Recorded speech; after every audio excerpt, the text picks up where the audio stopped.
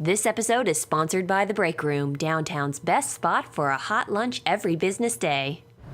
On this episode, Vince Frye with the St. Patrick's Day Parade, Martie Rison with Topeka History Geeks, and Deb Goodrich with local history and the Dillon House.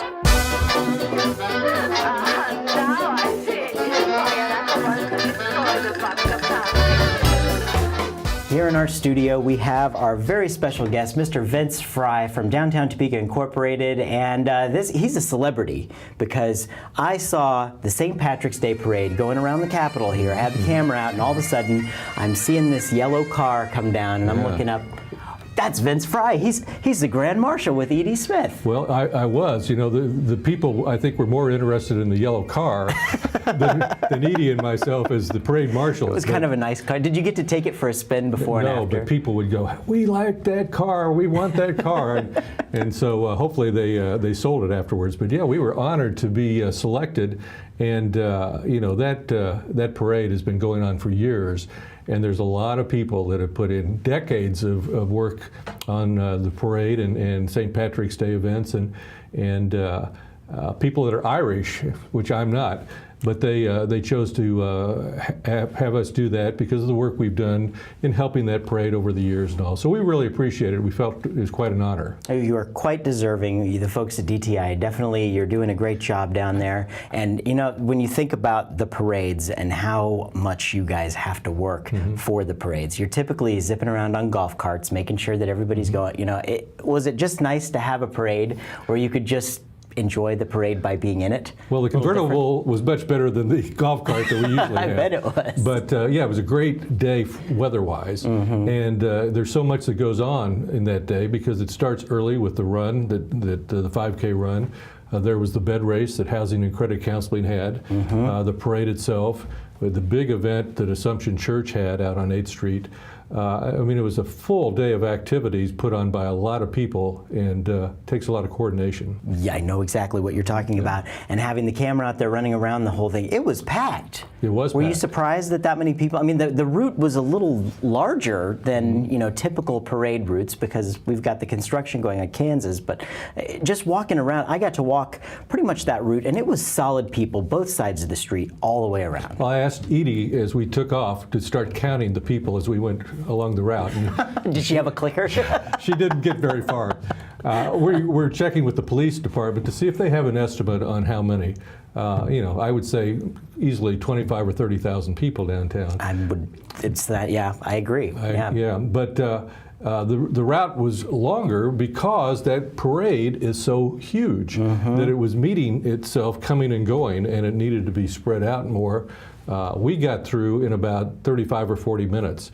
And when we got back to the start, there was still probably another hour's worth of parade that hadn't even started yet. So you guys were zipping through at 60 miles an hour. Well, so, I mean, that's a long route. That car was made to go fast, yeah. Well, I think everyone who was part of that parade, they did a wonderful job, and it was great to see you guys being able to enjoy a piece of the parade. Indeed, it was a lot of fun. Yeah, very good, very good. And of course, the construction on Kansas Avenue, we've got some updates on that. Well, they're working in the 600 block right now, things they didn't get to last year, gas lines, sewer lines, water lines, and so there's a lot of digging going on in the 600 block. When they get that finished, they're going to come down in the 900 block, and they're going to start working on the gas and water lines, and they'll go north on the west side of the avenue. And again, it's all going to be done by November. The exciting thing is, in addition to what the city's doing with the infrastructure, of course, we've got the private sector enhancements that we've raised $2.8 million for, and that should start in May. So you know, they'll have arches put in, and the pocket parks and the pavilions, and we've got these statues that are being made, And so, again, every day we get a little bit closer to having this project complete, and it's pretty exciting to think. It's great to be able to look out the window. My office is right on Kansas here, so I get to see that progress every single day. And talking to the people who are down here, they're really into this, the progress of it as well, because they're seeing a lot of things that they haven't seen before. You know, a lot of the employees who work down here, you know, there doesn't seem to be a sour attitude about being inconvenienced for something. They're into it. It's interesting. They realize what's coming, and again, there are announcements that will be made hopefully soon about some of the businesses that will get them even more excited. But there's a lot of people that are really focused on the redevelopment of downtown and realize the potential. And it's already a great place to work and to live. We're getting people calling every week wanting to live downtown. And you know, we've run out of lofts, and I think we'll see new lofts and apartments being built. But downtown is where the action is going to be for many years to come when this is all completed. It's certainly, I think, where the millennials are headed. I think it's very, it makes us very competitive with all of the other, surrounding cities, and it's all over the trends all over the country. Really, going back to this downtown area, it really. I'm excited about it. I know everybody else is too. And it's not just the millennials. I mean, we have people that are my age and older that want to be downtown. They want the walkability and the access to the restaurants and the retail and all that we have. Maybe the kids moved out and they don't want to take care of the yard anymore. That's right. Yeah, but absolutely. So there's several that would give you that reason as why they're moving downtown. So a great demand and exciting times ahead. Yeah. What's the next event coming for DTI? Well, the first event is our Bridge to Bridge run on the 18th of April, and that's a 5K run walk, and it's unique because it starts in downtown in front of the DTI office on Kansas Avenue 515, but it runs across the Topeka Boulevard Bridge, through Noto, and then across the Kansas Avenue Bridge coming back to the finish line. Not too many people ever walk or run across those two bridges, and it makes it a real unique course. And that'll be the very first one. In May, we start our noon concert series. And I love that. Every Wednesday from 11 to 1, we have a group performing on Kansas Avenue. We move them up and down the avenue to give a different venue, but we're booking bands right now, and of course that will be something that I think people will really enjoy. A great spot to just kind of, in different spots along the avenue, to just have your lunch.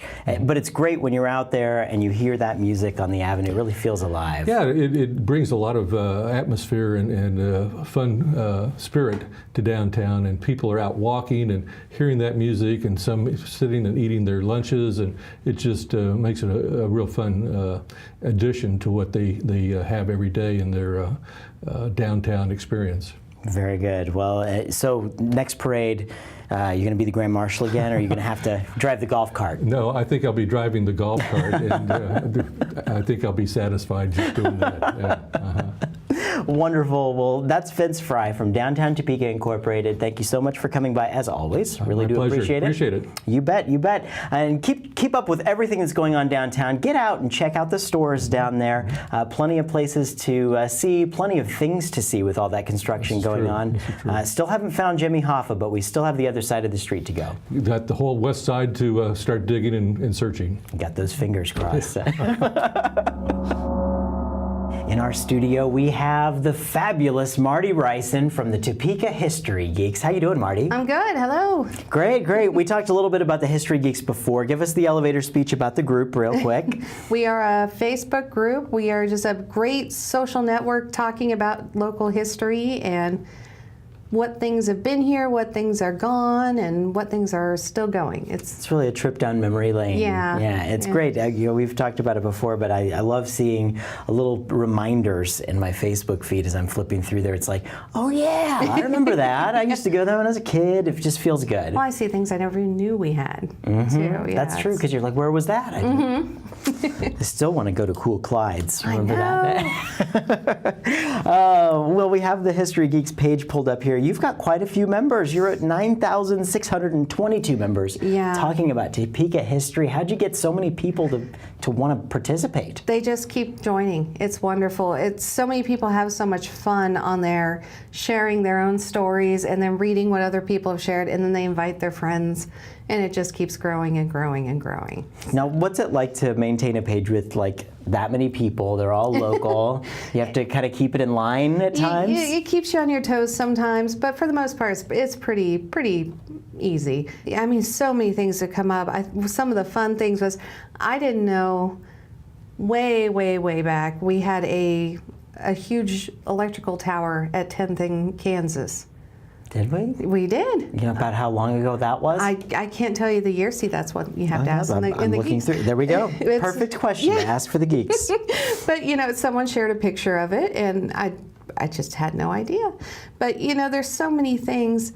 As far as a favorite memory for me, there's so many just huge events that have happened in Topeka history. If I have a personal favorite, I love Brown v. Board. I love reading about it in the story and everything involved in it. I mean, what a huge impact not only on our city culture but the country.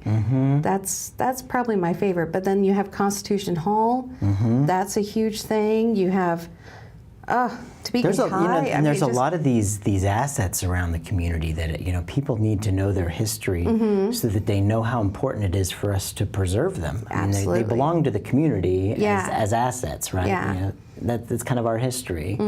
So encouraging people to do that. We've talked. I talked to Jeff Carson from the Jayhawk Theater. So many people are nostalgic for that place. It's really good stuff. And we see that pop up here every once in a while as well. And I was too young to ever see the Jayhawk in its day. But going in today, there's a lot of damage, there's a lot of wear, but if you look really closely, you can see remnants of what it used to look like. And it was a stunning place, I'm positive of that. And I'm excited to have them get it to where it needs to be. I'm excited for that. History is a huge thing here for us. And we've got the History Museum, the Ritchie House, we have Wardmead Park. We have all these great little places to go that really embrace our culture. And I think by having this group and my impression of seeing it, it just reminds me that I need to get out and see these things. These buildings, like downtown, we're seeing all of the buildings downtown and everything happening on Kansas Avenue. I think there's a kind of a revitalized push going to save some of those structures as well. Absolutely. And you said to get out and see the different places in town. This year we're trying to schedule one tour every month. So this month, not this weekend, but next weekend, we're going out to Topeka High School. I believe that's the 28th. Might be the 26th. It's a Saturday. That's around the 20th or 26th. But if you go into the Topeka History Geeks and you look up at the top, there's events. Click on that and you'll see all of our tours scheduled for the year. Awesome. And what started that? Our first one was the Masons building down here on 8th Street. And we had 4 people come to that one. That was a fun one. That's very intimate too. Yes. I got to meet local historian rock star Doug Wallace. Oh, that's the first time you met him? Yeah. Oh boy. I was like, whoa, this guy knows a lot. he is one of our local rock stars around here. Yes, he's a cool guy. And from there we did a tour, oh goodness, I think we did Topeka High after that. And we've been to the Jayhawk Theater, but slowly every time we go, it gets a little bigger each time. And then last summer we did downtown. We had to do two different tours because there was just so many people. A lot more than 4. Yes. I mean, it was packed for that. Yes, and Chris Steinkühler helped. She organized it all on those tours. That was wonderful. This year we're doing a bunch of different places. We're going back to some places we've been before, and we're going to some new places. All the tours are free except for one, and that is the Combat Air Museum. They really could use the help, so we decided let's go ahead and make sure that, and it's only $5, and it's worth the trip. Well, and such a great place as well. Yes. There's so many cool planes, and yeah, that's a great spot. If anybody who hasn't been to the Combat Air Museum, we're so lucky in Topeka to host that here because it's such a unique thing for any community to have something like that. It's one of those things that if you're at a hotel and you're going to walk by the little brochures in the front, that's one of our big attractions right there, and you should definitely check it out. Yes, so, yes, it's a lot of fun, and the tour guides are a lot of fun too. Oh, they sure are. Yes. We did a video out there, and actually did a whole episode out there because there was so much to see. And those guys, they know their stuff really well. And I love the fact that these people who are really into this, they're so into it, and they'll give you an answer like almost immediately. They're ready to jump up and give you a high five They for are asking it. Yeah, absolutely. Really wonderful, exciting things happening in history for Topeka. It's the History Geeks, Topeka History Geeks group on Facebook. So be sure to like them there. And what anything to close this segment out here? Last words for the History Geeks? Just come on and join us. Share your family history. We love learning about grandparents and what they did in town. And come learn. You might see a picture of your grandparents in our pictures. You never know. You never know. Yeah. Plenty of things happening in Topeka and plenty of great sites on the Topeka History Geeks page. Folks, that is Martie Rison, creator of the History Geek. What do you call you? Lead geek? Yeah. Is that a good one? I like that. Lead geek? Might be. Yeah, I like it. Folks, don't go away. We have plenty more coming up after this. Welcome to Talk About Topeka's studio, and that welcome is extended to our resident serial historian. We just came up with that. Deb Goodrich, how you doing, Deb? Honey, aren't we brilliant? It comes to us like a stroke of genius. It is. You know, the last time you were on the show, we were talking about first of all the film Our Charlie. Why am I stumbling when I'm saying that? I don't know why. Anyway, it's a Kickstarter campaign right now to start a film about Charles Curtis. So that's very excited. We got a Facebook page. You know, we got the Kickstarter campaign. And this goes through March 31st. Is that what I'm saying? Yes. March 31st. So make sure you make those contributions. That's right, because now. we got a lot of work to get done. Right. So we got to get started. I can't wait to see that film. So, and then we talked to neither. Road to Valhalla won an award, a film that you're in, which is very cool. So folks should check that out. Oh yeah. Road to Valhalla on the Civil War on the border. It's excellent. And then after that, we talked about the Topeka History Geeks on Facebook and how cool it was that, hey, you know, all these great memories are popping up whenever we see this. Now, there are several ways that you can check out the Dillon House. This is kind of a very exclusive way of being able to do it. The Arts Connect board has put together the Arty Party Spring Fling. That's happening at the Dillon House Thursday, April 23rd from 6 to 9. Going to be a great time. There is a Facebook page on that, so if you'd like to look it up.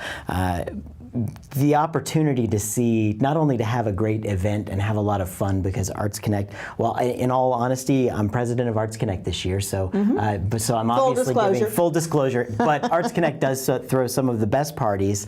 The First Friday Art Walk, if you know that, you're going to know the same type of group that's doing all this, and we're doing it at the Dillon House, so check that event out and it's your opportunity to go see this. Maybe you're not going to be sitting in a meeting where someone rents it out or whatever. It's really your opportunity to get in there and see the beautiful preservation work that has been done with this property. And the view of the Capitol and those windows on the east side, oh my goodness. That they put that back together is so... Do you think they would mind if I moved in, like to have room for me? You know, I don't know. I keep thinking every time I go in, I'm like, you know, I could just hide in the closet. Maybe they wouldn't notice if I just stayed, you know, like night at the museum or something. But it is stunning, and God bless them for doing it. God bless them. You know, and you've got tax credits, you've got all that stuff, and I'm not smart enough to understand all that stuff. But if that's what it accomplishes, it's well worth it, because individuals cannot afford, you know, unless you're Mr. Gates or something, you just cannot afford to go in and do those sorts of things. So whatever way we can make it possible for buildings like that to be saved, I'm all for it, because there's more to life than just, you know, the bottom line. You know, beauty and architecture and design, you know, those things inspire people. And It's just such a gem. Yeah, You know, now, Chris, look around our Capitol. Now you've got the Capitol that's that center, and then you look at all the stuff that's going on around it. Yes. You know, all the way up to Kansas Avenue and just right around. Isn't that exciting? It's incredibly exciting, and it's great to see. You know, these assets, we'll call them our community assets, these buildings. You know, we're in a building on the National Register of Historic Places right now, the Tinkham-Veal building. So being in these assets and having these and seeing the construction that went into them, and how when people built these structures, they didn't build them overnight. They weren't assembled, you know, in concrete squares were put together like Legos.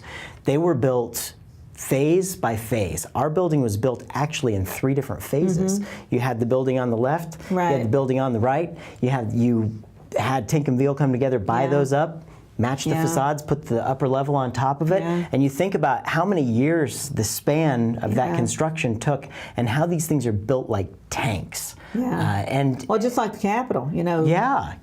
This wing, that wing, put the, you know, different, you know, different That's stages. how it was done. And I mean, that's how it had to be with building back then. But they built it sturdy. They built it for a lifetime. And you know, it is sad. We kind of went through a phase here where we lost a lot of our historical assets, and I'm really glad to see that we're seeing the value in preserving those assets today.